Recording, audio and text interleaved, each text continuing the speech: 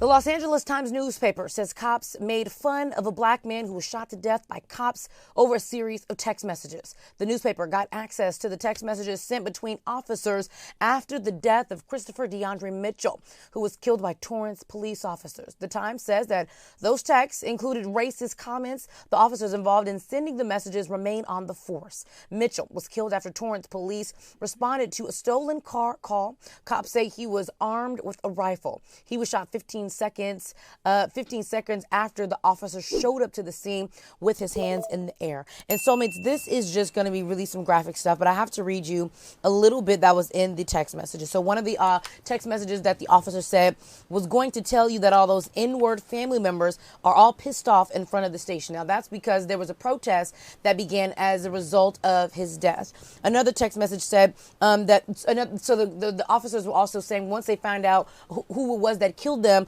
they're going to be all upset. So one text message says, should we have a gun cleaning party at my house when they release my name? And then the response to that was, yes, absolutely. Let's all post in your yard in lawn chairs with a firing squad. And so I was appalled when I listened to this story, because imagine how this family has to feel. One, your family member is gone.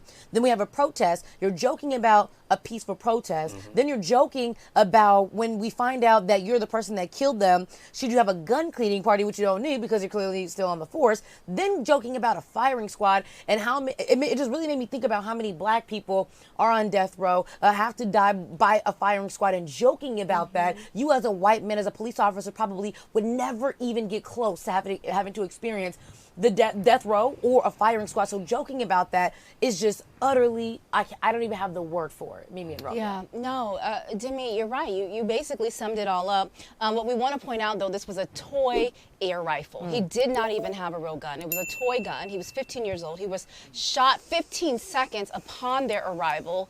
The officers, this happened in 2018, it's 2022, the officers are still on the force. And this was an investigation by the LA Times that revealed there were about at least a dozen Torrance police officers in text messaging scandals. Like, this is just one of the ones that we're talking about, but there are other cases in which they revealed homophobic language, racist language, and nothing has happened. And so it's almost like, what do you do?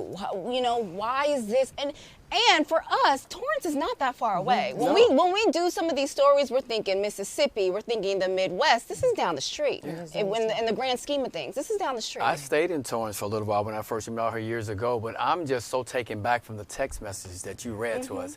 I'm also taken back to the fact that it was 2018 when it's happened, and they're still on the force, living their lives, still getting paid tax dollars, right, from us. So when I say all that and take it in, we wonder why we all come together as people of color and we fight for, when we say no justice, no peace, and things like this. This happens way too often. So what can we do different about it?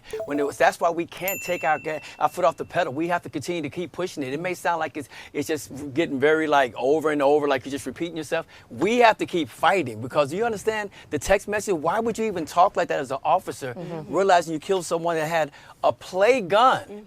But yet within 15 seconds, you made that decision, and now you want to joke about it. It's nothing to joke about at all. And just last thing, there have been lawsuits filed against these officers for more than $10 million. The city of Torrance has paid out those lawsuits, and they are still on the force. And no one is worried about how their taxes are going to be affected by that. I bet you know.